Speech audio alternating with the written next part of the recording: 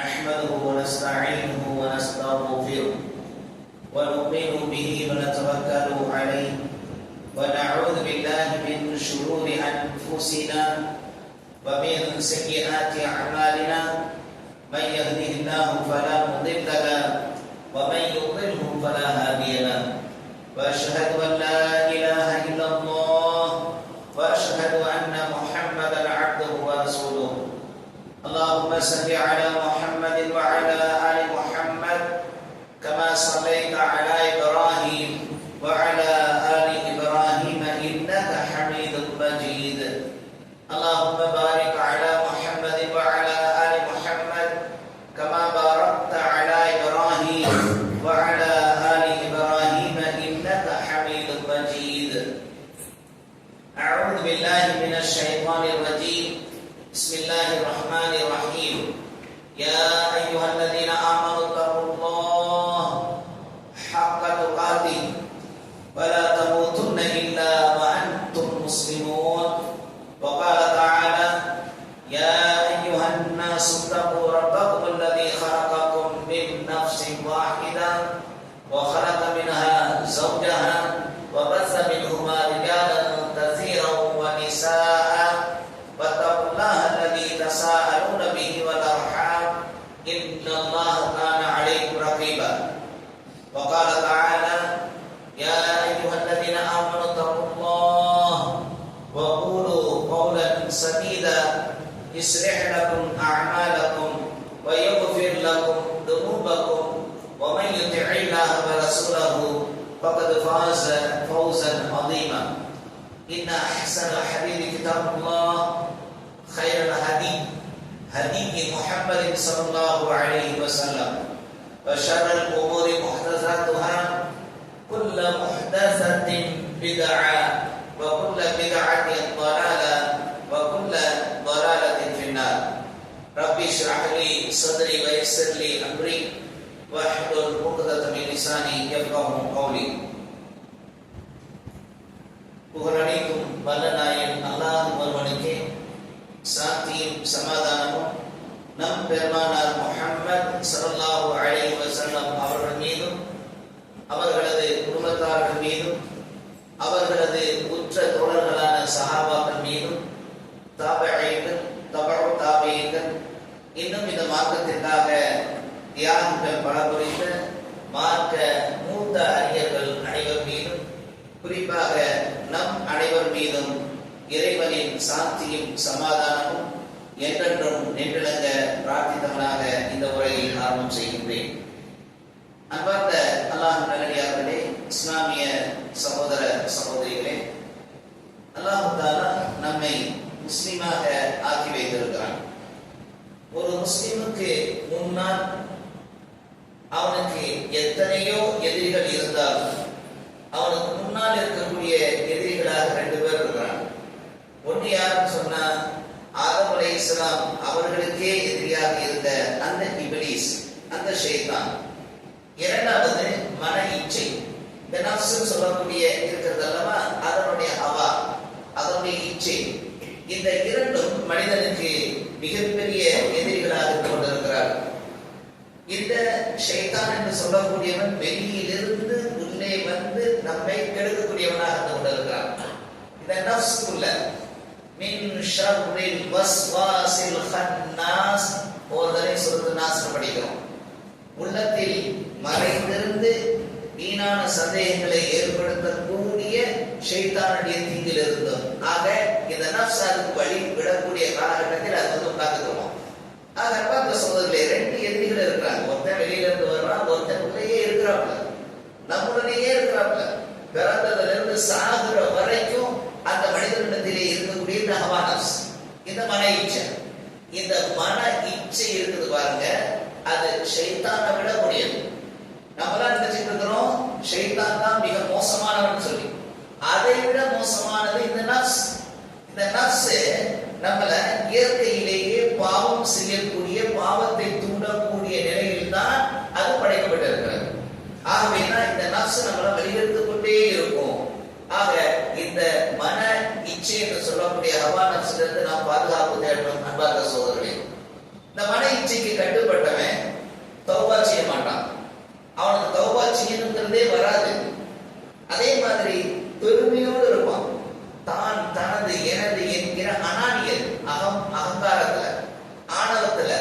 கிபர்ல பெருமையில இருப்பான், குழப்பத்தை உண்டாக்குவான், பொறாமை வருவான். யாரை பார்த்தாலும் பொறாமையா இருக்கும். அந்த நப்ஸ் அப்படின்னா அவனை ஆக்கும். அதே போல அல்லாஹ்வுக்கு கட்டுப்பட மாட்டான், குற்ற உணர்ச்சி இருக்காது. எந்த உணர்வும் இல்லாத நிலையில் தன்னுடைய செயல்களை தான் தோன்றித்தனமாக செய்து கொள்ளக்கூடியதாக இந்த மன இச்சை அவனை ஆட்டி படைக்கும். நபி ஸல்லல்லாஹு அலைஹி வஸல்லம் சொல்லியிருக்கிறாங்க. ஹதீஸ்ல வந்திருக்கக்கூடிய ஒரு செய்தி, அலா வ இன்ன ஃபில் ஜஸதி முல்கதன் இதா ஸலஹல் ஜஸது குல்லு வ இதா ஃபஸதல் ஜஸது குல்லு அலா வஹியல் கல்ப். நபி ஸல்லல்லாஹு அலைஹி வஸல்லம் என்ன தெரியுமா? அலா, அறிந்து கொள்ளுங்கள், தெரிந்து கொள்ளுங்கள், நிச்சயமாக உங்களது உடம்பில் ஒரு சதை துண்டு இருக்கிறது. அது சீராகிவிட்டால் உங்களுடைய உடம்பு சீராகி இருக்கும், நல்லபடியாக இருக்கும். ஆனால் அது கெட்டுவிட்டால் உடம்பு முழுவதும் கெட்டு சீர்கெட்டு போய் நாசமாகிவிடும். அறிந்து கொள்ளுங்கள், அதுதான் நஃப்ஸ், உள்ளம் என்பதாக நபி ஸல்லல்லாஹு அலைஹி வஸல்லம் சொல்லியிருக்கிறார். இந்த உள்ள இருக்குது பாருங்க, இந்த நஃப்ஸ் தான் நம்முடைய உடலில் இருக்கக்கூடிய எல்லா பகுதிக்கும் கட்டளையிடக்கூடியதாக இருக்கிறது. இன்னும் சொல்ல போனா இந்த உடலை ஆட்டி படைக்கக்கூடிய சக்தியாக இந்த நஃப்ஸ் இருக்கு. இந்த உடலில் இருக்கக்கூடிய எல்லா உறுப்புகளுக்கும் மன்னாதி மன்னனாக அந்த நஃப்ஸ் இருக்கு. அது என்ன சொல்லுதோ அதுதான் கேட்குது. அதனாலதான் நம்ம நிறைய கேள்விப்பட்டிருப்போம், இன்னமல் அஅமாலு பின்னியாத், எண்ணங்களின் அடிப்படையில் தான் செயல்கள் அமைகின்றன. நம்முடைய எண்ணம் நல்லா இருந்துச்சு சொன்னா அந்த நஃப்ஸ் நினைக்கக்கூடியது சரியா இருந்தா நம்முடைய செயல்கள் எல்லாம் நன்மையா இருக்கும். அது கெட்டதை, பாவத்தை, மோசமானதை அது நினைத்திருந்தால் அதன் மூலமாக செய்யக்கூடிய செயல்களும் பாவமாக வரும். ஆகவேதான் அன்பார்ந்த சகோதரர்களே, இந்த நஃப்ஸ் மிக மிக கெட்டதாக இருந்து கொண்டு இருக்கிறது. இன்னும் கூட நம்ம எல்லாம் இப்படிதான் சொல்லிட்டு இருக்கிறோம், என்ன இது நாம பார்த்துட்டு தானே இருக்கும், உலகத்துல எல்லாரும் தப்புகளை தவறுகளை செய்யக்கூடியவர்களாக தானே இருக்கிறாங்க. இதான் நம்ம சொல்லக்கூடிய சாக்கு. எல்லாரும் என்ன செய்யறாங்க? குடிக்கிறான், முஸ்லிமா தான் இருக்கிறான், குடிக்கிறான், வட்டியில அவன் இருந்து மீள முடியாம பிசினஸ்ல வட்டி வாங்குவதுங்கிறது சாதாரணமாயி போச்சு. வட்டிக்கு பேங்க்ல போய் வாங்கிக்கிறோம். இன்னும் சில ஹராமான காரியங்களை நாம தௌபா செஞ்சுக்கலாம், நல்லா மன்னிப்பான் என்கிற ரீதியில தான் நாம இந்த உலகத்துல வாழ்ந்துட்டு இருக்கிறோம். அன்பார்ந்த சகோதரர்களே, நபி ஸல்லல்லாஹு அலைஹி வஸல்லம் சொல்றாங்க, அஅதா அதுபிக நஃப்ஸக அல்லதி பைன ஜப்பை, உன்னுடைய இரண்டு விலா பகுதிகளுக்கு இடையில் இருக்கும் நஃப்ஸ் தான் உனக்கு மிகப்பெரிய எதிரி. யார் சொல்றா? நபி ஸல்லல்லாஹு அலைஹி வஸல்லம். வாழ்நாள் முழுக்க போராடி கொண்டிருக்க வேண்டிய, ஜிஹாத் செய்து கொண்டிருக்கக்கூடிய ஒன்று என்ன தெரியுமா? இந்த நஃப்ஸ். இந்த நஃப்ஸோடு வாழ்நாள் முழுக்க போராடி இருக்கணும். நபி ஸல்லல்லாஹு அலைஹி வஸல்லம் கந்தக் யுத்தம், அகழ் யுத்தம், அதை முடிச்சுட்டு வந்து மஸ்ஜித் நபவியில உட்கார்ந்து இருக்கிறாங்க. கந்தக் யுத்தம்னா என்ன சாதாரண யுத்தமா? சல்மான் பாரிசி ரலியல்லாஹு அன்ஹுடைய ஆலோசனையின் பேர்ல மதீனாவை சுத்தி மிகப்பெரிய பள்ளம், ஒரு 2 பனைமரம் அளவுக்கு தோண்டப்பட்ட மிக அகலமான பள்ளம். அதை தாண்டி எதிரிகள் உள்ளே வரக்கூடாது என்பதற்காக போடப்பட்டு எதிரிகள் உள்ளே வர முடியாமல் அதை பாதுகாக்கப்பட்டு அங்கே இருந்தாங்க. அதுல ஒருத்தர் 2 பேர் இறங்கி வந்தாங்க, அவங்க கொல்லப்பட்டாங்க. இப்படியே பல நாட்கள், ஏறக்குறைய 1 மாத காலம், 1 நாள் 2 நாள் கிடையாது, 1 மாத காலம் நபி ஸல்லல்லாஹு அலைஹி வஸல்லம் அவர்கள் இப்படி இருந்தாங்க, அழைக்கடிக்கப்பட்டாங்க. அந்த நேரத்தில் அல்லாஹ் தஆலா ஒரு புயல் சூறாவளி காற்றை வீச செய்து அவர்களை அப்படியே மக்காவின் பக்கம் துரத்த வைத்தான். இந்த வெற்றியை முடிச்சுட்டு தான் வந்து மஸ்ஜித் நபவியில உட்கார்ந்து இருக்கிறாங்க. உட்கார்ந்து இருக்கிற நபி ஸல்லல்லாஹு அலைஹி வஸல்லம் சொன்னாங்க, தோழர்களே, இப்ப நீங்க ஒரு சின்ன யுத்தத்தை முடிச்சுட்டு வந்திருக்கிறீங்க. உங்கள் மத்தியில உங்கள் முன்னாடி ஒரு பெரிய யுத்தம் இருக்கு, அதுக்கு நீங்க தயாராகுங்கிறாங்க. எல்லாரும் என்ன செய்யறாங்க? என்னடா இது, 1 மாத காலம் இவ்வளவு கஷ்டப்பட்டு வந்த இந்த யுத்தம் சின்ன யுத்தமா, பெரிய யுத்தம், அது என்ன? நபி ஸல்லல்லாஹு அலைஹி வஸல்லம் கேக்குறாங்க, யா ரசூலுல்லாஹ், அது என்ன யுத்தம்? அதுதான் உங்களுடைய நஃப்ஸை எதிர்த்து போராடக்கூடிய அந்த யுத்தம். அதற்கு கால நேரம் எல்லாம் கிடையாது. 24 மணி நேரமும் 365 நாட்களும் வாழ்க்கையினுடைய ஒவ்வொரு நேரத்திலும் நீங்கள் உங்கள் நஃப்ஸோடு போராடி கொண்டிருக்கணும். ஒரு முஸ்லிம் அவனுடைய நஃப்ஸோடு போராட வேண்டிய நிலையில் தான் இருக்கிறான். அந்த நஃப்ஸ் கட்டுப்படாது. அல்லாஹ்வுக்கு கட்டுப்படக்கூடிய நிலையில் ஒரு மனிதன் வைத்திருக்காரு. ஷைத்தானுக்கு கட்டுப்பட வைக்கும். அந்த மனசு பாவமான காரியங்களை எல்லாம் நினைச்சிட்டு இருக்கும். ஆகவே அன்பார்ந்த சகோதரர்களே, நபி ஸல்லல்லாஹு அலைஹி சொல்றாங்க, நீங்கள் வாழ்நாள் முழுக்க போராட வேண்டிய மிகப்பெரிய எதிரி யார் தெரியுமா? இந்த நஃப்ஸ் என்பதாக நபி ஸல்லல்லாஹு அலைஹி வஸல்லம் அவங்க சொல்லியிருக்கிறாங்க. பாவமான ஒரு காரியத்துல ஒருத்தருடைய மனசு மட்டும் நிம்மதி அடைய தொடங்கிருச்சுன்னு வச்சுக்கோங்க. ஒருத்தருக்கு ஒரு செய்யக்கூடிய பாவமான காரியம் முதல்ல மனசு குறுகுறுக்கும், அதுக்கடுத்து அதிலேயே கிடந்து மனசுல முதல்ல ஒரு சின்ன பாவத்தை செய்யற போது ஒரு கருப்புள்ளி விழுகும். மீண்டும் மீண்டும் மீண்டும் மீண்டும் மீண்டும் மீண்டும் அதை செய்ய செய்ய கருணை வளர்ந்துடும். அதை செய்யறதுல அவனுக்கு ஒரு தயக்கம் கூட இருக்காது. அந்த பாவமான காரியங்களை செய்யறதுல அவனுக்கு நிம்மதி கிடைச்சிடும். இப்படி அவன் ஆகிவிட்டால் அவனை அந்த பாவத்திலிருந்து தடுத்து மீட்டு வரக்கூடிய அந்த பொறுப்பு அல்லாஹ்வை தவிர வேறு யாருக்கும் இருக்காது என்பதாக நபி ஸல்லல்லாஹு அலைஹி வஸல்லம் சொல்றாங்க. இப்படி நஃப்ஸ் பாவமான காரியங்களை செய்து பாவியாக ஆகிருச்சுன்னு சொன்னா அந்த பாவமான காரியத்தை செஞ்ச அந்த மனிதன் எப்பயுமே ஒரு கலக்கத்தோடு இருப்பான், நிம்மதி இல்லாம இருப்பான், தூக்கம் இல்லாம இருப்பான். செய்த பாவத்தை நினைத்து நினைத்து கொஞ்சம் கொஞ்சமாக செத்துக்கிட்டு இருப்பான். சூசைட் பண்ணிடலாமா, இவ்வளவு பெரிய பாவமான காரியத்தை செஞ்சிட்டோமே என்று அவன் அலைக்கழிக்கப்பட்டு கொண்டிருப்பான். எப்போதும் கவலையிலேயே மூழ்கி இருப்பான். யாரை பார்த்தாலும் கோபம் வரும், யாரை பார்த்தாலும் வெறுப்பு வரும், யாரை பார்த்தாலும் வெறுமை போன்ற ஒரு எண்ணம் அவனுக்கு இருந்து கொண்டே இருக்கும். தனிமையை அதிகமாக விரும்பக்கூடியவனாக மாறி விடுவான்.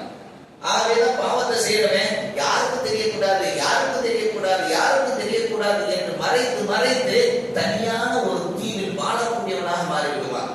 எல்லாரோடையும் கலந்து இருக்கக்கூடிய ஒரு நிலை இருக்க. இமாம் இப்னு கய்யிம் ரஹ்மத்துல்லாஹி சொல்றாங்க, பாவத்தில் இன்பம் கண்டுவிட்ட யாரெல்லாம் இருக்கிறார்களோ அவர்கள் அதிலிருந்து மீள முடியாமல், அதை விட்டு விடவும் முடியாமல் அதிலேயே சுழன்று கொண்டு இருப்பார்கள். இந்த மன இச்சை அப்படிதான் வச்சிருக்கும். இந்த மனசு, இந்த நஃப்ஸ் இருக்கு பாருங்க, நம்மள பாவத்துல உழன்று கொண்டே இரு என்று அது அந்த பாவத்திற்கு அடிமையாக்கி வைத்திருக்கும். அதனால அன்பார்ந்த சகோதரர்களே, இதிலிருந்து என்ன செய்யணும்னா நாம தப்பிக்கணும். இந்த நஃப்ஸ்ல இருந்து நாம் தப்பிக்கணும். இந்த நஃப்ஸ் என்னென்னலாம் செய்ய சொல்லுதோ அதிலிருந்து நாம் தவிர்த்து வாழலைனா, அல்லாஹ்வுக்கு கட்டுப்பட்டு வாழலைனா, அல்லாஹ்வுடைய தூதர் கற்று தந்த அந்த வழிமுறைகளை, அந்த நடைமுறைகளை நாம் ஏற்று நடப்பதை அந்த மனசுக்கு நஃப்ஸுக்கு கொடுத்து அந்த நஃப்ஸை வழிபடுத்தலைன்னா அவ்வளவுதான், நம்முடைய இம்மை வாழ்க்கையும் நரகம். நீ நினைச்சிட்டு இருக்கீங்க மறுமை மட்டும்தான் நமக்கு நரகமாயிருமா அப்படின்னு. இம்மையுமே நரகம். யார் இந்த மன இச்சையை கட்டுப்பட்டவர்களாக வாழ்கிறார்களோ அவர்களுக்கு இந்த உலகமும் சொர்க்கம். இந்த உலகம் சொர்க்கம். நபி ஸல்லல்லாஹு அலைஹி வஸல்லம் சொல்றாங்க, அத்-துன்யா சிஜ்னுல் முஃமின் வ ஜன்னத்துல் காஃபிர். முஃமின்களுக்கு, இறைநம்பிக்கையாளர்களுக்கு இந்த உலகம் சிறைச்சாலையை போன்று இருக்கும். காஃபிர்களுக்கு, இறை நிராகரிப்பாளர்களுக்கு இது சொர்க்கம் போன்று இருக்கும் அப்படின்னு சொல்லி இருக்கிறாங்க. இதற்கு விளக்கம் தரக்கூடிய அந்த முஹத்திஸின்கிற ஹதீஸ்க்கு என்ன கொடுக்குறாங்க தெரியுமா? அவனுக்கு நிறைய வரையறைகளை, விளிம்புகளை அவனுக்கு அல்லாஹ் ஏற்படுத்தி தந்து அவனுடைய நலன்களுக்காகத்தான் அல்லாஹ் அப்படி ஆக்கி வைத்திருக்கிறான். நம்ம என்ன நினைச்சுக்கிறோம், துன்யால இது சிறைச்சாலைன்னு அப்படியே கட்டி போட்டு நம்மள வச்சிருக்கிறான் அப்படின்னு நினைச்சிட்டு இருக்கிறோம். அதற்கு விளக்கம் தரக்கூடிய முஹத்திஸின்கள் சொல்றாங்க, அப்படி அல்ல, அப்படி கிடையாது. மனிதனுடைய பலவீனத்தை அறிந்த அவனது ரட்சகன் அல்லாஹ் அவனுக்கு எது நல்லது எது கெட்டது என்பதை அறிந்து நீ நல்லதை மட்டுமே செய்து நன்மையான காரியங்களிலே இருந்து இந்த உலகத்திலேயே நீ மிக சந்தோஷமான அமைதியான ஒரு வாழ்க்கை வாழு. மன இச்சையை கட்டுப்படுத்தினவன் எப்படி இருப்பான்னு, நல்லா தூங்குவாங்க, நல்ல நிம்மதியா இருப்பான், நல்ல அமைதியா இருப்பான், அவனுக்கு எந்த கலக்கமும் இருக்காது, அவனுக்கு கோபம் வராது, அவன் டென்ஷன்ல இருக்க மாட்டான், பிரஷர்ல இருக்க மாட்டான். இந்த மன இச்சைக்கு கட்டுப்பட்டு போனவனுக்கு தான் தூக்கம் கிடையாது, நிம்மதி கிடையாது. அவன் எப்ப பார்த்தாலும் கவலையில இருப்பான். இந்த உலக வாழ்க்கையை அவனுக்கு ஒரு நரகமா இருக்கும்.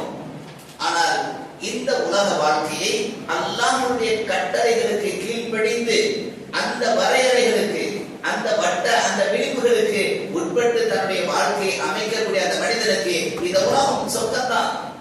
இந்த உலகம் என்ன கிடையாது, நரகமா கிடையாது என்பதாக அந்த முஹத்திஸின்கள் விளக்கத்தை தந்திருக்கிறாங்க. நாம் எல்லாம் வேற மாதிரி நினைச்சிட்டு இருப்போம். அன்பார்ந்த சகோதரர்களே, இந்த உலக வாழ்க்கையில் மன இச்சையை கட்டுப்பட்டு வாழலன்னு சொன்னா அவ்வளவுதான்.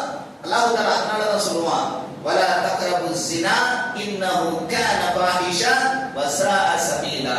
அல்லாஹ் தஆலா சொல்லக்கூடிய வார்த்தை. நீங்கள் விபச்சாரம் செய்யாதீங்கலாம் சொல்லல, விபச்சாரம் செய்யுங்க நான் சொல்றான்ல. விபச்சாரத்தின் பக்கம் கூட நீங்க போகாதீங்க, விபச்சாரத்தின் பக்கம் கூட போகாதீங்க என்று அல்லாஹ் சொல்லி இருக்கிறான். ஆனா நாம என்ன நினைச்சிட்டு இருக்கோம், விபச்சாரத்தின் பக்கம் போகாதீங்கன்னா அது பக்கத்துல போக கூடாது. விபச்சாரத்தை நெருக்கி வைக்கக்கூடிய என்னென்ன செய்திகள், என்னென்ன காரியங்கள், என்னென்ன எண்ணங்கள் எல்லாம் இருக்கிறதோ அத்தனையும் அல்லாஹ் தடுத்திருக்கிறான். கண்ணுக்கு, காதுக்கு, கைக்கு, காலுக்கு, நம்முடைய உடலில் இருக்கக்கூடிய மர்ம உறுப்புகளுக்கு, நம்முடைய நஃப்ஸுக்கு எல்லாத்துக்கும் பங்கு. நாம என்ன நினைச்சிட்டு இருக்கிறோம், வெறுமனே அந்த காரியத்தை செய்துவிட்டால் தான் என்பதாக நினைச்சிட்டு இருக்கிறோம். இன்னைக்கு என்ன கேடுகட்ட ஒரு நிலையில மனிதனை ஆக்கி வைத்திருக்கிறது தெரியுமா இந்த உலகம்? அப்படிதான் இருக்கு. கோடிகளை கொண்டு வந்து கொண்டே இருக்கிறான், கோடிகளை கொண்டு வந்து கொண்டே இருக்கிறோம். ஒரு காபி குடிக்கணுங்க, ஒரு காபி குடிப்பதற்கு விளம்பரம் வருது. டான்ஸ் ஆடக்கூடிய அழகிய மகளிரை விட்டு அந்த காபியை குடிக்கிறது மாதிரி காட்டியிருக்கான். கோடிகளை கொட்டி அந்த காபியினுடைய விளம்பரம் வருது. அதை பார்க்கக்கூடிய அந்த மனிதனுக்கு இச்சை வரக்கூடிய அளவில் இதுவா விளம்பரம்? இப்படி கொண்டு வந்து தள்ளப்பட்டு இருக்கிறோம். இதை பார்க்கக்கூடிய நர்ஸ் ஒரு நல்லதுக்கு தான், அது வந்தாலும் வந்துச்சு. கோவிட்-19ல மொபைல் போன்ல இன்டர்நெட்ல படிக்கக்கூடிய சூழ்நிலை வந்தது. குழந்தைகள் எல்லாம் இன்று கெட்டு குட்டிச்சவராகி போயிருக்கிறாங்க.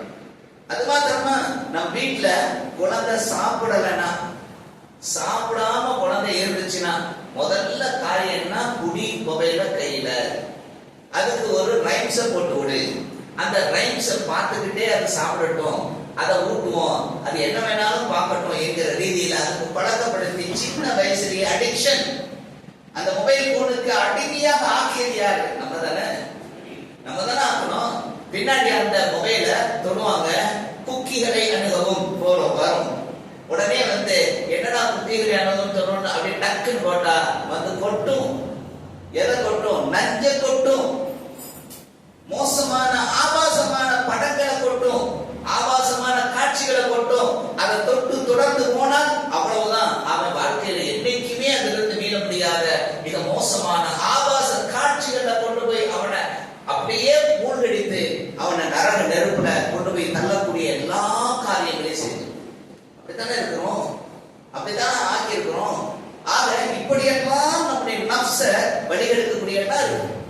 இன்னைக்கு நல்லா தெரியும், இதுல சைக்காலஜின்னு சொல்லக்கூடிய அந்த சைக்காலஜிஸ்ட் சில பேர் சொல்றாங்க, என்ன மாஸ்டர்பேஷன் என்பது உங்களுடைய உடலுக்கு நல்லது, ப்ரீ செக்ஸ் என்பது உங்களுடைய உடலுக்கு நல்லது. நல்லதா? இஸ்லாமிக் சைக்காலஜி இருக்கு, இஸ்லாமிக் சைக்காலஜி இருக்கு. அந்த இஸ்லாமிக் சைக்காலஜில மாஸ்டர்பேஷன் என்பது ஹராம், தடுக்கப்பட்டது. அது எப்படி தடுக்கலாம்? இஸ்லாமிய அணுகுமுறை இருக்கு, அதற்கான மெத்தடாலஜி இருக்கு. வெறும் சொல்லிட்டு போறது கிடையாது இஸ்லாம், அதற்கான வழிமுறைகள் தந்திருக்கு. ஆனா அதோட இறைவு யாரும் கிடையாது. அந்த இஸ்லாமிய சைக்காலஜி என்னன்னு சொல்லி அறிந்து ஆய்ந்து அதை தந்திருக்கக்கூடிய அந்த அறிஞர் பெருமக்கள் எங்க இருந்து ஆரம்பிக்கிறாங்க? சஹாபாக்கள் இருந்து, தாபியீன்கள் இருந்து, தபாவு தாபியீன்கள் இருந்து இந்த விஷயங்களை எல்லாம் மக்களுக்கு சொல்லக்கூடியவர்கள் குறைந்து குறைந்து குறைந்து சைக்காலஜிஸ்ட் அவங்க ஆமா கரெக்ட் தான், அதெல்லாம் செய்யலாம், வட்டி வாங்குறது ஹராம் இல்ல என்கிற ரீதியில் நம்முடைய மனசை தயார்படுத்துறோம். பாத்தீங்களா? புகைப்பிடிப்பது ஒண்ணும் தப்பு கிடையாது, ஹராம் இல்ல.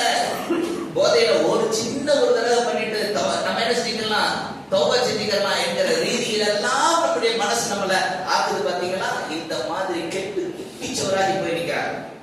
இதற்கெல்லாம் யார் காரணம்? ரெண்டு பேர் தான். ஒண்ணு மன இச்சை, இன்னொன்னு ஷைத்தான். இந்த மன இச்சை ரொம்ப மோசம். ரமலானுடைய மாதத்துல நாம எல்லாம் என்ன செய்யறோம்? நபி ஸல்லல்லாஹு அலைஹி வஸல்லம் சொன்ன ஹதீஸை கேட்டிருக்கிறோம். என்ன கேட்டிருக்கிறோம்? நோம்புடைய காலங்கள்ல ஷைத்தான் மற்றும் கெட்ட ஜின்னுடைய கைகள் கட்டப்பட்டு விட்டன, விலங்கிடப்பட்டு விட்டன. அதுக்கப்புறம் என்ன? எந்த பாவம் நடக்காம இருக்கணும்ல, ரமலானுடைய மாதத்துல பாவம் நடக்குதா இல்லையா? நடக்கத்தானே செய்யுது. பாவங்கள்ல மனிதன் இருக்கத்தானே செய்யறான். ஏன் இருக்கிறான்? எதனால இருக்கிறான்? காரணம் என்ன? ஷைத்தானுக்கு விலங்கிடப்பட்டுச்சு, அவன் கட்டுப்பட்டு இருக்கிறான். ஆனா உங்க மன இச்சை அல்லாஹ் கட்டுப்படுத்தலையே. உங்களுடைய மன இச்சை அப்படியே சுதந்திரமாக அப்படியே இன்னும் இருக்கத்தானே செய்து அந்த நஃப்ஸ் தானே உங்களுக்கு கிடைத்தது. அன்பார்ந்த சகோதரர்களே, இந்த நஃப்ஸ் என்பது மிக மோசமானது. அதை நீங்கள் கட்டுப்படுத்தாவிட்டால் அல்லாஹு அக்பர், நம்முடைய வாழ்க்கையை வீணாக போயிடும், இந்த உலகத்தை நரகமாக ஆகும். ஒரு அமைதி, நிம்மதி, சாந்தி, சமாதானம், இந்த மார்க்கம் தானே இஸ்லாம். அமைதியான வாழ்க்கை வழிமுறை தானே இஸ்லாம். இந்த இஸ்லாமிய மார்க்கத்தின் அடிப்படையில் உங்களை வாழ செய்யாது. நஃப்ஸுக்கு கட்டுப்பட்டவர். எப்ப இந்த நஃப்ஸை கட்டுப்படுத்தி அல்லாஹ்வுக்கு கட்டுப்பாடாக நீங்கள் வாழ்கிறீர்களோ அப்பொழுதுதான் அன்பார்ந்த சகோதரர்களே இந்த உலக வாழ்க்கை உங்களுக்கு சொர்க்கமாக இருக்கும், மறுமையும் சொர்க்கமாக இருக்கும். ஆக அன்பார்ந்த சகோதரர்களே, இந்த நஃப்ஸை கட்டுப்படுத்தக்கூடிய சில நஃப்ஸுக்கு அடிமையாக கூடாதுன்னு சொன்ன நஃப்ஸை விட்டு எப்படி நாம கட்டுப்பாடா இருக்கிறது அன்பார்ந்த சகோதரர்களே, ஒரு சில விஷயங்களை மட்டும் நான் இப்ப சொல்றேன். அல்லாஹ் ஒரு குர்ஆனுடைய ஆயத்தை பற்றி சொல்லிட்டு போயிடுறேன். அல்லாஹ் தஆலா சொல்றான், ஃபம்மா மன் தவா, எவன் வரம்பை மீறுகிறானோ, அல்லாஹ் விதித்த அந்த வரம்பை மீறுகிறானோ, வஆதல் ஹயாத்தத் துன்யா, இந்த உலக வாழ்க்கையை தேர்ந்தெடுத்துக் கொண்டானோ, அதற்கு அடிமையாகி விட்டானோ, ஃபைன்னல் ஜஹீம ஹியல் மஅவா, அவனுக்கு நிச்சயமாக நரகம்தான் தங்குமிடமாகும். அல்லாஹ் அடுத்து சொல்றான், வஅம்மா மன் காஃப மகாம ரப்பிஹி வனஹன் நஃப்ஸ அனில் ஹவா, எவர் தன்னுடைய இறைவன் முன்னால் நிற்பதை அஞ்சி நாளை மறுமை நாளில், குல்லு நஃப்ஸின் தாயிகத்துல் மௌத் ஐனமா தகூனு யுத்ரிகுல் மௌத் வலவ் குன்தும் ஃபீ புரூஜின் முஷய்யதா. அல்லாஹ் குர்ஆன்ல சொல்றான்ல, ஒவ்வொரு ஆன்மாவும் மரணத்தை சுவைத்தே தீர வேண்டும். நீங்கள் எவ்வளவு பெரிய மாளிகை, எவ்வளவு உயர்வான பங்களாக்களில் நீங்கள் வாழ்ந்த போதிலும் உங்களை மரணம் வந்தடைந்தே தீரும். உண்மைதானே?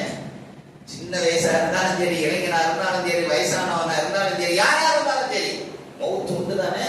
படைக்கப்பட்ட அத்தனை பொருள்களுக்கு மௌத்தை அல்லாஹ் உறுதி செய்தானே வைத்திருக்கிறான். மௌத்தாகத்தானே போறோம். மௌத்தான உடனே நாம என்ன செய்வோம்? அழகா குளிக்க ஊத்துவோம். வீட்டிலே வைக்க முடியுமா? எங்க அம்மா, எங்க அப்பா, என் பிரதர், என் சிஸ்டர், என் புள்ள, பாசத்துக்குரிய புள்ள வைக்க முடியுமா? நாரிவோம். அழகா குளிக்க ஊத்தி, கபன் பதிஞ்சு, குழிய தோண்டி, கபரை தோண்டி, அதுல வச்சுட்டு நீ மாச்சு உன்னை படைத்த ரப்பு அல்லாஹ் மாச்சு என்று விட்டு விட்டு தானே வர்றோம். அதுக்கு பிறகு போய் தோண்டி பார்த்து நல்லா இருக்கியா, சும்மா இருக்கியா, யாரும் போய் பார்க்கறாங்க. பர்ஸக் திரையிடப்பட்ட வாழ்க்கைக்கு அவங்க போயிடுறாங்களே, திரையிடப்பட்ட வாழ்க்கைக்கு போயிடுறாங்க. அன்பார்ந்த சகோதரர்களே, இப்படி அல்லாஹ் தஆலா அவர்களை பர்ஸக் என்று சொல்லக்கூடிய வாழ்க்கைக்கு அவர்களை எடுத்து மறுமை நாளில், இந்த நியாய தீர்ப்பு நாள், இந்த உலகம் அடையக்கூடிய அந்த நாளில் அவர்களை எல்லாம் எழுப்பி தன்னிடத்தில் கொண்டு வந்து விசாரிப்பான். பார்த்தீர்களா? அந்த நாளுக்கு அஞ்சி நான் மாட்டிக்கொள்வேன், அல்லாஹ் என்னை தண்டித்து விடுவான் என்கிற அச்சத்தோடு அல்லாஹ் முன்னால் நிற்பதை அஞ்சி தன்னுடைய நஃப்ஸையும் தன்னுடைய நஃப்ஸுடைய மன இச்சைகளையும் விட்டு விலகி கொண்டானோ, ஃபைன்னல் ஜன்னத ஹியல் மஅவா, நிச்சயமாக அவனுக்கு சொர்க்கம்தான் தங்குமிடமாகும் என்று அல்லாஹ் கூறியிருக்கிறான். அன்பார்ந்த சகோதரர்களே, இந்த வகையில நாம் என்ன செய்யணும்னா இந்த நஃப்ஸில இருந்து பாதுகாப்பு பெறணும். இந்த நஃப்ஸில இருந்து பாதுகாப்பு பெறலைன்னா அவ்வளவுதான், நாம இந்த உலகத்திலும் நஷ்டவாளி, மறுமையிலும் நஷ்டவாளி. அன்பார்ந்த சகோதரர்களே, இதுல ஒரு சில விஷயத்தை மட்டும் நான் உங்களுக்கு சொல்ல ஆசைப்படுறேன். ஒண்ணு என்னன்னா, எந்த நேரத்திலும் நபி ஸல்லல்லாஹு அலைஹி வஸல்லம் துஆக்களை கற்றுக் கொடுத்திருக்காங்க. சில துஆக்களை கற்றுக் கொடுத்திருக்காங்க. என்ன துஆ கற்றுக் கொடுத்திருக்காங்க? ரெஸ்ட் ரூமுக்கு போனா, வீட்டுக்குள்ள நுழைஞ்சா, வீட்டுக்கு வெளியே போனா, மார்க்கெட்டுக்கு போனா, உயரமான இடத்துல ஏறினா இறங்கினா, எல்லாத்துக்கும் துஆ கற்றுக் கொடுத்திருக்காங்க. இதெல்லாம் நமக்கு தெரியாது. அந்த துஆக்களை நாம் ஓதி வரக்கூடிய காலகட்டத்தில் அல்லாஹ் இந்த ஷைத்தானிடமிருந்தும் மன இச்சையிலிருந்தும் பாதுகாப்பு தருவான். அது மாத்திரம் கிடையாது, சரியான இல்மு இருக்கணும். நம்ம எல்லாம் நம்ம பேசுறோம், குர்ஆன் சுன்னா என்கிற வார்த்தையை பேசக்கூடிய மக்கள் கூட இருக்கிறாங்க. ஆனா அந்த குர்ஆனை ஓதுறோம், ஓதினாலே நன்மை தரக்கூடிய ஒரே கிதாப் இந்த உலகத்துல குர்ஆனை தவிர வேறு எதுவுமே கிடையாது. அலிஃப் லாம் மீம் படிச்சா அலிஃபுக்கு 10 நன்மை, லாமுக்கு 10 நன்மை, மீமுக்கு 10 நன்மை. அலிஃப் லாம் மீம் என்று படித்தால் 30 நன்மை. படித்தால் நன்மை தரக்கூடிய ஒரே கிதாப் இந்த குர்ஆன் மட்டும்தான். ஆனால் அதற்காக மட்டும்தானா? அந்த தர்ஜுமாவை எடுத்து எத்தனை பேர் பார்த்திருக்கிறோம்? அதனுடைய தஃப்சீரை எடுத்து எத்தனை பேர் பார்த்திருக்கிறோம்? ஹதீஸ்களை எத்தனை பேர் படிச்சிருக்கிறோம்? 4 ஹதீஸ், 5 ஹதீஸ் தான் தெரியும். அதை தவிர வேற ஹதீஸ் தெரியாது, ஹதீஸை படித்தது கிடையாது. நபி ஸல்லல்லாஹு அலைஹி வஸல்லம் வாழ்க்கை வரலாறு எத்தனை பேர் அறிந்து வைத்திருக்கிறோம்? சொர்க்கத்திற்கு வாக்களிக்கப்பட்ட 10 சஹாபாக்கள் யார்? அவருடைய வாழ்க்கை தெரியுமா? ஏன் அவர்களை சொர்க்கவாதின்னு சொல்லி நபி ஸல்லல்லாஹு அலைஹி வஸல்லம் சொன்னாங்க? அதற்கான அல்லாஹ் அவர்களுக்கு அடையாளம் காட்டிய அந்த 10 சஹாபாக்களுடைய வாழ்க்கை வரலாறு, அட்லீஸ்ட் இன்னும் நபி ஸல்லல்லாஹு அலைஹி வஸல்லம் அவருடைய நபித்தோழருடைய வரலாறு, இஸ்லாமிய வரலாறு எதுவுமே தெரியாது. இந்த அடிப்படையில் தான் நம்ம இருக்கோம். அட்லீஸ்ட் இந்த ஈமான், தக்வா, இல்ம், அஹ்லாக், அமலன் சாலிஹா என்று சொல்லக்கூடிய இந்த விஷயங்களில் எல்லாம் நாம் நம்முடைய அறிவை கொஞ்சம் வச்சிருந்தோம்னா இந்த இது சொன்னோம், நஃப்ஸ் சொன்னோம், சொல்ற போது நஃப்ஸ் அதெல்லாம் செய்யாது, அதெல்லாம் செய்யக்கூடாது, தப்பு, ஹராம், நான் ஹராம் என்கிற அந்த விஷயத்தை செய்ய பயப்படுறேன், நீ என்ன தூண்டுற என்று நாம் அதுக்கு பேசியிருப்போம். ஆனால் அப்படியெல்லாம் இல்லை. நாம் இந்த இல்ம் இல்லாத நிலையில இருக்கிறோம். இதிலிருந்து நாம் என்ன செய்யணும்னு சொன்னா நம்மை பாதுகாத்துக் கொள்ளக்கூடிய ஒரு நிலையில் இருந்து கொண்டு இருக்கிறோம் என்பார்ந்த சோதர்களே. அது மாத்திரம் கிடையாது, இன்னும் சில காரியங்கள் இருக்கு, அதையும் நான் உங்களுக்கு சொல்ல ஆசைப்படுகிறேன். தக்வா, ஒரு காரியத்தை செய்யறதுக்கு முன்னாடி என்ன செய்யணும், அல்லாஹ் என்னை கண்காணித்துக் கொண்டு இருக்கிறான் என்கிற உணர்வு வரணும். அப்படி உணர்வு வந்தா மட்டும்தான் நஃப்ஸை கட்டுப்படுத்த முடியும். அப்படி அந்த நஃப்ஸ் அந்த கட்டுப்பாட்டுக்குள்ள வரலைன்னா அவ்வளவுதான். ஏன் நாம தவறு செஞ்சுட்டு இருக்கிறோம், யாருமே இல்லை, 4 சுவர்களுக்குள் பூட்டப்பட்ட அறைக்குள்ள நாம தப்பு செஞ்சுட்டு இருக்கிறோம். அந்த தப்பு செஞ்சுட்டு இருக்கக்கூடிய அந்த காலகட்டத்துல கூட அல்லாஹ் நமக்கு நல்ல காற்றை தந்து கொண்டு இருக்கிறாங்களா? யாராவது நினைச்சு பார்த்தீங்களா? நினைச்சு பாருங்க.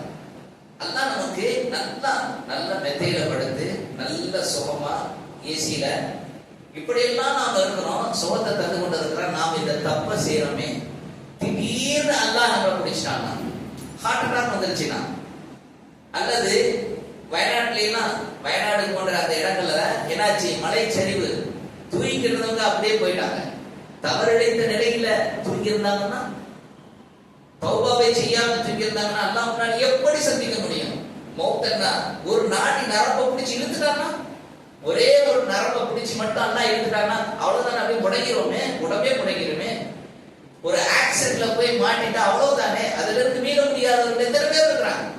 கொரோனா காலத்துல, COVID-19 காலத்துல எத்தனை பேர் முடங்கி மௌத்தாகி போனாங்க. இப்படி எல்லாம் அல்லாஹ் ஆக்கிட்டாங்க. சோ இந்த மரணத்தை நினைத்து என்ன செய்யணும், மரணை நினைத்து அச்சம் கொள்ளணும். அல்லாஹ் என்னை கண்காணித்துக் கொண்டு இருக்கிறான், நான் நிச்சயமாக அல்லாஹ் முன்னால் நிற்க வேண்டியவனாக இருக்கிறேன், தப்பு பண்ண மாட்டேன். அந்த உணர்வு வரும். அந்த உணர்வை அதிகமாக நினைக்கக்கூடியவர்களாக நாம் இருக்கணும் என்பார்கள் சோதரர்களே. அதே மாதிரி தான் செல்போனை தயவு செய்து, இந்த மொபைல் போன் நல்லதுக்கு தாங்க தொடங்கினாங்க, நல்ல விஷயத்தை பார்க்கணுங்கிறதுக்காகத்தான் நான் போனேன். இன்னும் சொல்ல போனால் இஸ்லாம் இந்த மொபைல்ல கொட்டி கிடக்கு, இஸ்லாமிய செய்திகள் கொட்டி கிடக்கு. ஆனா அதெல்லாம் பார்க்க மாட்டோம், அதெல்லாம் பார்க்கறது நமக்கு நேரம் இருக்காது. ஃபேஸ்புக் அப்படியே போயிட்டே இருக்கும், வாட்ஸ்அப்ல யார் என்ன சொல்றாரு, நன்மையான காரியம், உடைய வேலை நிமித்தமான விஷயங்கள், செய்திகள் வந்தால் அல்ஹம்துலில்லாஹ், ஒன்றும் தப்பு கிடையாது. அப்படியே வச்சிருக்கிறோம் வாட்ஸ்அப்ப, ஃபேஸ்புக்க, இன்ஸ்டாகிராம இல்லையே.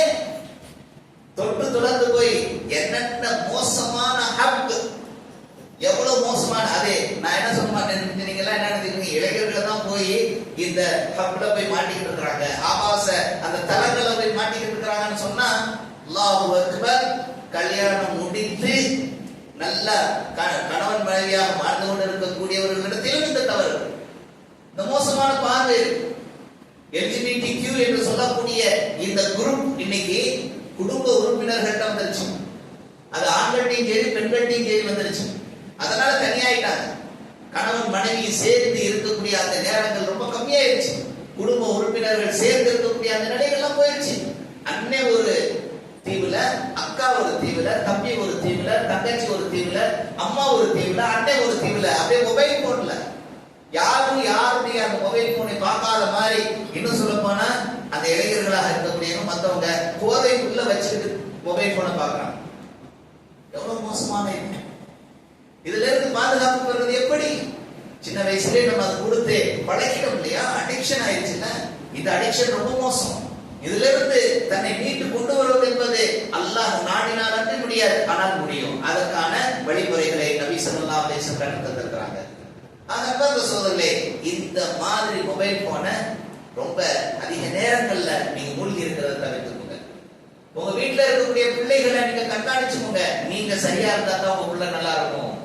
நீங்களே சரியில்லைன்னா உங்க பிள்ளை கெட்டு குட்டிச்சுவராயிரும். நாளைக்கு இந்த மாதிரி நடந்துருச்சு அந்த மாதிரி நடந்துருச்சுன்னா அதுக்கு பொறுப்பு நீங்க தான், அதுக்கு காரணம் நீங்க தான்.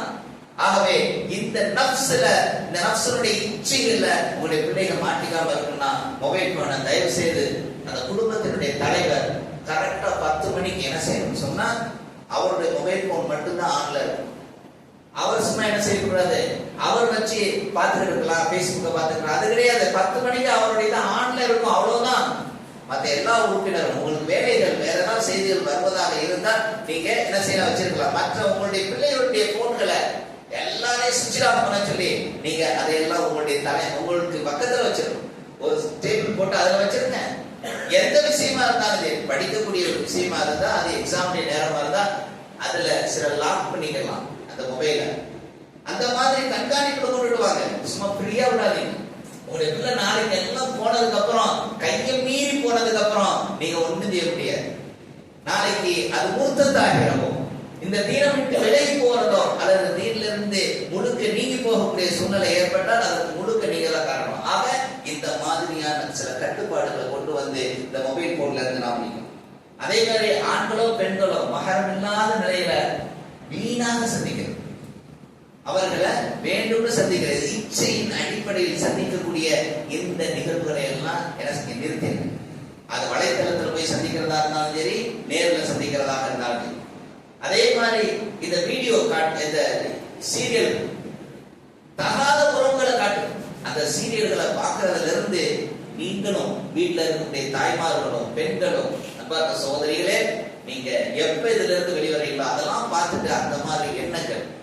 இல்லீகல் செக்ஸ், இன்னைக்கு இல்லீகல் செக்ஸ் உருவாகிறதுக்கு மிக முக்கியமான காரணங்கள் என்பதாக தமிழ்நாட்டில் ஒரு அனலைசிஸ், ஒரு ரிப்போர்ட் கொடுக்கப்பட்டிருக்கு. அதற்கு காரணம் சீரியல்கள் என்பதாக 61% கொடுத்தது. காரணம் என்ன? காரணம் என்ன? இதான். ஆகவே இந்த சீரியல்களை தயவு செய்து நிறுத்துங்க, வீட்டுல நிறுத்துங்க, வேண்டாம். குர்ஆன் ஓதிக்கிற இந்த வீடு இன்னைக்கு என்ன ஆகி போச்சு? ஷைத்தானுடைய பிடியில சிக்கி சீரழிஞ்சு போயிட்டு, தன்னுடைய மனைவி என்னெல்லாம் சொல்லுதோ அதையெல்லாம் ஃபாலோ பண்ணக்கூடிய நிலையில இருக்கிறோம். ஆகவே இதுல இருந்து நீங்க நீக்கிக்கிறோம். அதே மாதிரி அன்பார்ந்த சகோதரர்களே, இன்னும் சில விஷயம் இருக்கு. என்னன்னு சொன்னா, உங்களுடைய நப்சோட பேசணும். அது என்ன நப்சோட பேசுறது? அந்த காலத்துல சில படங்கள்ல மன இச்சைன்னு சொல்லி அவனுடைய மனசாட்சி எதிரில் நின்று பேச என்ன நீங்க பேசுங்க. இது என்ன புதுசான வழிமுறைன்னு சொல்லாதீங்க. சஹாபாக்கள், தாபியீன்கள், தபவு தாபியீன்கள், மார்க்க அறிஞர்கள் பின்பற்றிய முறை அது. என்ன செஞ்சாங்க? பேசுவாங்க, தன்னுடைய மன இச்சையில பேசுவாங்க. ஏ மனசே, ஏ நப்சே, நீ என்ன செஞ்சுட்டு இருக்கிற? அக்கிரமம் பண்ணுகிறாயா?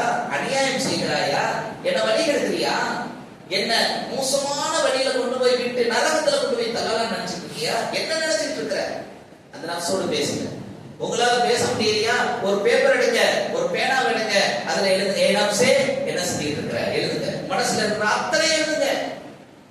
இதையெல்லாம் எழுதி அந்த நப்ச நீங்க படிச்சு பாருங்க. என்னென்ன நப்ஸ் என்னென்ன வேலையெல்லாம் பண்ணுது.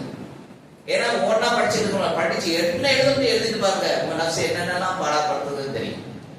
அடுத்து இப்படி நப்சோட பேசணும், நப்ச பழிவாங்கணும். நப்ச பழிவாங்கிறதுனா என்ன? நப்ச பழிவாங்கிறதுனா என்ன? நன்மையான காரியங்கள் செய்ய விடாமல் தடுத்த அந்த நப்ச, நன்மையான காரியங்கள் செய்ய விடாமல் பாவமான காரியங்களை செய்ய வைத்த அந்த நப்ச, நல்ல காரியங்கள் செய்ய அதை என்ன செய்யணும்?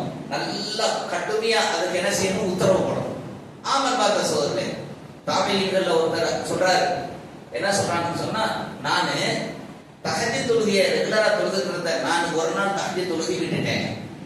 அதுக்கு காரணம் இந்த நப்சு காட்டிய அந்த ஆசையினால் நான் அன்றைய இரவு லேட்டா தூங்கினேன், நானு தஹஜ்ஜுத் தொழுகல. அதனால நான் என்ன செஞ்சேன் தெரியுமா? என்னுடைய நப்ச டெய்லி அதிகமான ரகாத் நஃபிலான தொழுகைகளை தொழுவேன். 2 ரகாத் தொழுத உடனே அந்த நப்ச என்ன செய்யும்? காலெல்லாம் வலிக்குதுங்க, தொழுது எழுந்துரு, என்ன உட்கார்ற, எதுக்கு உட்கார்ற, என்ன தஹஜ்ஜுத் தொழாம ஆக்குனது நீதானே, எழுந்துரு அப்படின்னு சொல்லி நான் என்ன செய்வேன்? தொழுதுகிட்டே இருப்பேன். இப்படி என்னுடைய நப்ச பழிவாங்குவேன். நன்மையான காரியங்கள் செய்ய விடாம தடுத்துச்சுன்னா இப்படிதான் இருக்கும். ஒரு நல்ல சோசியல் சர்வீஸ் பண்றதுக்காக போகலான்னு இருப்போம், மழை பெய்யுது.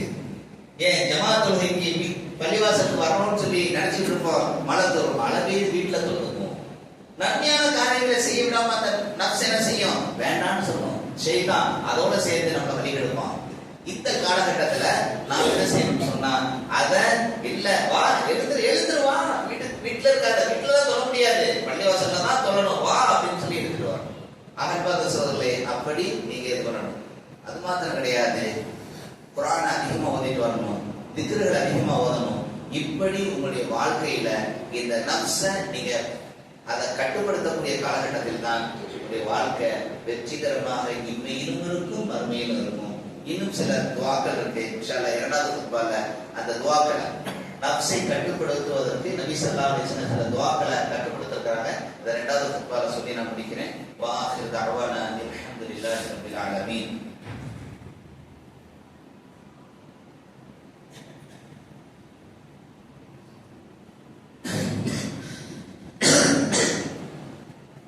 அல்ஹம்துலில்லாஹ் வஸ்ஸலாத்து வஸ்ஸலாமு அலா ரசூலில்லாஹ் வ அலா ஆலிஹி வ அஸ்ஹாபிஹி அஜ்மஈன். அன்பார்ந்த அல்லாஹ்வின் நல்லடியார்களே, இஸ்லாமிய சகோதரர்களே, நபி ஸல்லல்லாஹு அலைஹி வஸல்லம் ஷைத்தானிடமிருந்து நாம் பாதுகாவல் தேடுவதற்கு ஒரு அழகான துவா கற்றுக் கொடுத்தாங்க. ஒரு எளிமையான துவா. அஊது பில்லாஹி மினஷ் ஷைத்தானிர் ரஜீம். சபிக்கப்பட்ட விரட்டப்பட்ட ஷைத்தானின் தீங்கை விட்டு விரைவாக உன்னிடத்தில் பாதுகாவல் தேடுது. அதே போல நப்சை விரட்டுவதற்கு, நப்சுடைய அந்த ஹவா நப்ஸ் மன இச்சையிலிருந்து தப்பிக்கிறதுக்காக நபி ஸல்லல்லாஹு அலைஹி வஸல்லம் துஆ கொடுத்திருக்காங்க. அல்லாஹும்ம இன்னி அஊது பிக மினல் முன்கராத்தில் அஹ்லாகி வல் அஅமாலி வல் அஹ்வா. இறைவா, மானக்கேடான பண்பு நலன்களிலிருந்து, மானக்கேடான செயல்களிலிருந்து, மானக்கேடான வெறுக்கத்தக்க அந்த மன இச்சையிலிருந்து விரைவா உன்னிடத்தில் பாதுகாவல் தேடுகிறேன். அன்பார்ந்த சகோதரர்களே, இந்த துஆவை கற்றுக் கொடுத்திருக்கிறாங்க. நபி ஸல்லல்லாஹு அலைஹி வஸல்லம் இன்னும் கற்றுக் கொடுத்திருக்கிறாங்க. ஸைத் இப்னு அர்கம் ரலியல்லாஹு அன்ஹு அறிவிச்ச செய்தி முஸ்லிம்ல வந்திருக்குது.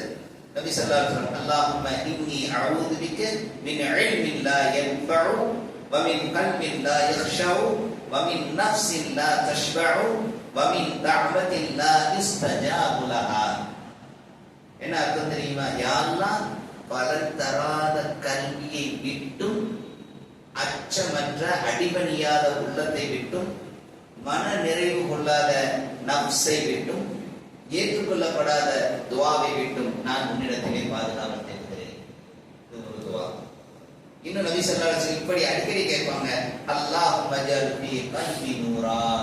இறைவா, என்னுடைய உள்ளத்தை பிரகாசப்படுத்தி விடு, என்னுடைய உள்ளத்தை பிரகாசமாக ஆக்கிவிடு. நபி ஸல்லல்லாஹு அலைஹி வஸல்லம் இன்னும் துஆ சொல்லி கொடுக்குறாங்க. அல்லாஹும்ம நக்கி கல்பி மினல் ஹதாயா கமா யுனக்க தௌபுல் அபியத் மினத் தனஸ். என்ன அர்த்தம் தெரியுமா? யா அல்லாஹ், எப்படி ஒரு வெள்ளை நிற ஆடையில் பட்ட கரையை, அதை அழுக்கை பரிசுத்தமாக நீக்கக்கூடிய வகையில் உள்ளதோ, அதே போல என்னுடைய உள்ளத்தை அதில் பட்டிருக்கக்கூடிய கரைகளை எல்லாம் நீ நீக்கி விடுவாயாக. இன்னும் நபி ஸல்லல்லாஹு அலைஹி வஸல்லம் கற்றுக் கொடுக்குறாங்க. அல்லாஹும்ம ஆதி நஃப்ஸி தக்வாஹா வ ஸக்கீஹா வ அன்த கைரு மன் ஸக்காஹா அன்த வலியுஹா வ மௌலாஹா. என்ன அர்த்தம் தெரியுமா? யா அல்லாஹ், என்னுடைய நஃப்ஸிற்கு தக்வாவை வழங்குவாயாக, மேலும் அதை பரிசுத்தப்படுத்துவாயாக. நீயே பரிசுத்தப்படுத்துபவர்களிலே மேலானவனாக இருக்கிறாய். அது மாத்திரமல்ல, நீயே அதனுடைய பாதுகாவலனாகவும் பொறுப்பாளனாக இருக்கிறார் என்ற இந்த துவா. ஒரு துவா நபி ஸல்லல்லாஹு அலைஹி வஸல்லம் அடிக்கடி ஓதுவாங்க. ஒவ்வொரு தொழுகையிலும் அது உங்களுக்கு தெரிஞ்ச துவா தான். அல்லாஹ் தன்னுடைய இரண்டு விரல்களுக்கு இடையில மனிதர்களுடைய உள்ளத்தை வச்சிருக்கிறான், நப்ச வச்சிருக்கிறான். அந்த உள்ளத்தை அல்லாஹ் லேசா கீழே தள்ளிட்டான். நரகம் பாவமான காரியங்களை தள்ளிடுவான். இப்படி உயர்த்தினான்னு சொன்னா அல்லாஹ் சொர்க்கத்தை வழங்குவான், நன்மையான காரியங்களை செய்ய வைப்பான். அதனால நபி ஸல்லல்லாஹு அலைஹி வஸல்லம் கேட்டதுவா என்ன? அல்லாஹும்ம யா முகல்லிபல் குலூப் சப்பித் கல்பி அலா தீனிக். இதான் துவா. உள்ளங்களை புரட்டக்கூடியவனே, உள்ளங்களை புரட்டக்கூடியவனே, என்னுடைய உள்ளத்தை இந்த தீனிலேயே நிலைநிறுத்தி வைப்பாயாக, நிலைத்திருக்க செய்வாயாக. இதான் துவா. அன்பார்ந்த சகோதரர்களே, இந்த மாதிரி துவாக்களை நாம் அதிகமாக ஓதணும். இதெல்லாம் உங்களுக்கு அரபியில கேட்கறது கஷ்டமா இருந்தா இதனுடைய அர்த்தத்தை நீங்க தமிழ்லே கேட்கலாம். அல்லாஹ்வுக்கு எல்லா மொழியும் தெரியும். இருந்தாலும் நபி ஸல்லல்லாஹு அலைஹி வஸல்லம் அவர்கள் கற்றுத்தந்த அந்த துஆவை அதே வாசகத்தை கேட்கிற போது இன்னும் அதற்கு அதிகமான கூலிகளை எல்லாம் வைத்திருக்கிறான். நாம் துஆக்களை கேட்போம், நப்சை கட்டுப்படுத்துவோம், அதன் மூலமாக இம்மையிலும் மறுமையிலும் அல்லாஹ்வுடைய கூலிகளை நிறைவாக பெறுவோம். யா அய்யுஹல்லதீன ஆமனூ யா اللهم صل على محمد وعلى آل محمد كما صليت على إبراهيم وعلى آل إبراهيم إنك حميد مجيد. ربنا ظلمنا أنفسنا أنفسنا وإن لم تغفر لنا وترحمنا لنكونن من الخاسرين ربنا آتنا في الدنيا حسنة وفي الآخرة حسنة وقنا عذاب النار ربنا اغفر لنا ولإخواننا الذين سبقونا بالإيمان ولا تجعل في قلوبنا غلا للذين آمنوا ربنا إنك رؤوف رحيم إن الله يأمر بالعدل والإحسان وإيتاء ذي القربى وينهى عن الفحشاء والمنكر والبغي يعظكم لعلكم تذكرون اذكروا الله يذكركم وادعوه يستجب لكم ولذكر الله أكبر والله يعلم ما تصنعون